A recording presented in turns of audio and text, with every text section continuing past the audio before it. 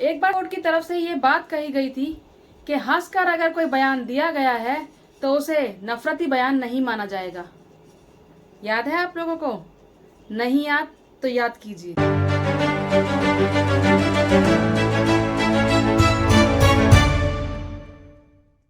Hello and welcome दोस्तों, मैं हूं वंदना और आप देख रहे हैं लीगल चॉइस। दोस्तों, अभी कुछ दिन पहले कांग्रेस प्रवक्ता पवन खेड़ा ने नरेंद्र दामोदर दास मोदी को नरेंद्र गौतम दास मोदी कह दिया। जब नरसिम्हा राव जी जेपीसी बना सकते थे, जब अटल बिहारी वाजपेयी जी जेपीसी बैठा सकते थे, तो नरेंद्र दामोदर दास मोदी को क्या प्रॉब्लम? गौतम दास है दामोदर दास, सॉरी, नाम भले दामोदर दास है, काम गौतम दास का। इस बात में ऐसी कोई बात नहीं थी जिसकी वजह से इतना बवाल खड़ा किया जाए, लेकिन पवन खेड़ा को सिर्फ इसी बात के लिए दिल्ली एयरपोर्ट से असम पुलिस के द्वारा अरेस्ट कर लिया गया। सिर्फ एयरपोर्ट से अरेस्ट नहीं किया, बकायदा उनको प्लेन से नीचे उतारकर उनको अरेस्ट किया गया। उस समय पवन खेड़ा और भी उनके कांग्रेस के साथी छत्तीसगढ़ रायपुर में अपने 85वें अधिवेशन के लिए जा रहे थे। आप देख रहे हैं कि कैसे इस बस में पवन खेड़ा जी को और रणदीप सिंह सुरजेवाला जी उनके साथ जा रहे हैं। इन लोगों को असम की पुलिस लेकर जा रही है। ये वही असम की पुलिस है जब निहत्थों पर वार होता है तो चुप रहती है। मैं पूछना चाहती हूँ, इन्होंने कौन सा ऐसा जुर्म किया है कि इनको यहाँ पर डिटेन किया जा रहा है और असम की पुलिस हरकत में आ रही है? ये तानाशाही नहीं तो और क्या है? ये बात करते हैं अभिव्यक्ति की आजादी की। ये आपकी अभिव्यक्ति की आजादी की असलियत है। जिस बात पर पवन खेड़ा को गिरफ्तार किया गया वो कोई ऐसी बात भी नहीं थी कि जैसे कोई कानून तोड़ा हो या फिर कोई ऐसे शब्द जो कि हमारे संविधान के, हमारे कानून के खिलाफ हो। फिर भी उन पर एक्शन लिया गया, फिर भी एफआईआर की गई। अरे उन्होंने भी तो मजाक ही किया था, और वो भी हंस के किया था, जैसा कि कोर्ट ने कहा था। हंसकर कुछ भी कहने का मतलब कुछ गलत नहीं लेना चाहिए। तो फिर यहाँ क्यों गलत लिया गया? यहाँ क्यों उनको इतनी छोटी सी बात के लिए अरेस्ट कर लिया गया? उसके बाद कांग्रेस सुप्रीम कोर्ट पहुंच गई और कुछ ही घंटों में पवन खेड़ा को इंटरिम बेल मिल गई, यानी कि अंतरिम जमानत मिल गई। और अब ये बेल 3 मार्च तक बढ़ा दी गई है। बिकाऊ मीडिया कह रहा है मोदी के पिता का अपमान कर दिया। जाहिर से बात है ये जानबूझकर किया गया राजनीतिक तंज है, जो कि गौतम अडानी के खुले समर्थन के कारण मोदी पर किया गया। अगर ये मोदी के पिता का अपमान है तो मोदी जी ने ऐसी कौन सी कसर छोड़ी है? अगर मृत पिता का अपमान राजनीति में वर्जित है तो फिर विरोधी नेता के नाना दादी पिता का अपमान, उन पर घटिया नीच टिप्पणियां किसने की? आप बताइए ना। महात्मा गांधी को मोहनलाल गांधी किसने कहा था? सोनिया गांधी को जर्सी गाय और कांग्रेस की विधवा किसने कहा था?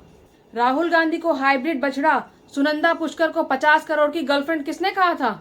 कांग्रेस को खूनी पंजा किसने कहा था? डॉक्टर मनमोहन सिंह को मौन मोहन सिंह किसने कहा था? रेनकोट पहनकर डॉक्टर मनमोहन सिंह नहाते हैं किसने कहा था? पश्चिम बंगाल की मुख्यमंत्री ममता बनर्जी को दीदी ओ दीदी किसने कहा था? मुसलमानों को बच्चे पैदा करने की फैक्ट्री किसने कहा था?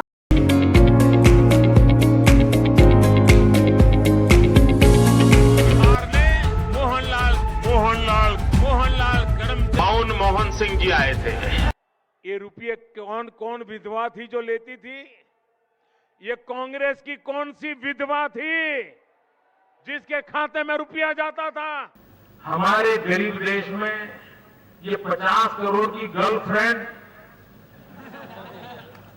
50 करोड़ की गर्लफ्रेंड ये गरीब देश को। आदरणीय दीदी, ओ दीदी,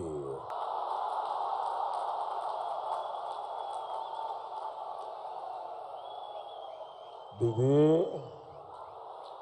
ओ दीदी, क्या ऐसा खूनी पंजा फिर से चाहिए आपको? ये तो सिर्फ कुछ उदाहरण हैं। ऐसे न जाने कितने उदाहरण भरे पड़े हैं जिसमें मोदी जी ने अपने विपक्षी दलों के नेताओं के लिए अपशब्द कहे हैं। ऐसे में तो उन्हें कोई कुछ नहीं कहता।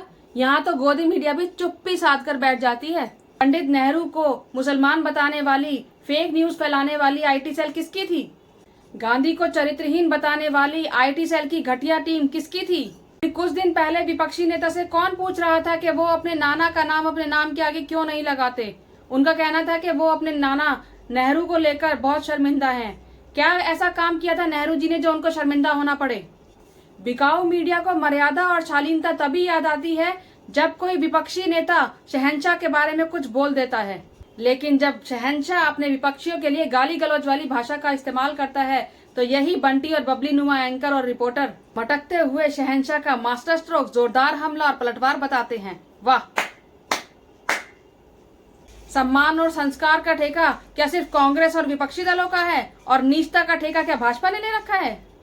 मीडिया ने आज तक कभी ये नहीं पूछा कि जो गांधी और नेहरू हमारे स्वतंत्रता आंदोलन के महापुरुष रह चुके हैं, उनको इतना कोसने का कारण क्या है? वो व्यक्ति जो आजादी के लिए 9 साल जेल में रहे, 16 साल तक प्रधानमंत्री रहे, इस लोकतंत्र की नींव जिन्होंने रखी, 60 साल हो चुके हैं उनको मरे हुए, लेकिन अब तक भी क्यों उन नेहरू को हमेशा मोदी जी कोसते रहते हैं?